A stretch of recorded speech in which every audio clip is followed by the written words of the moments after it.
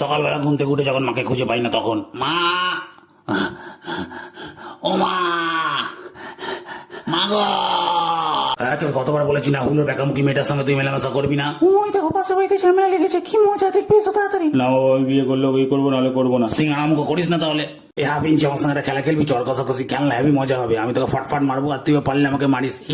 আমি খেলবো না। শুরু করলাম তাহলে। ফাট ফাট, আমি ওর বাপ 3 ইঞ্চি, আমার সাথে খেল ফটাস। ওরে বাবা রে, কি গরম পড়েছে রে বাবা, গলা শুকিয়ে রাজস্থানে মরুভূমি হয়ে গেছে। একটু জল খেয়ে নি, না হলে আবার ওখানে উঠচলা শুরু হয়ে যাবে। আর একটু গরম পড়লে কিন্তু ভগবান আমার লোমে আগুন জ্বলে যাবে।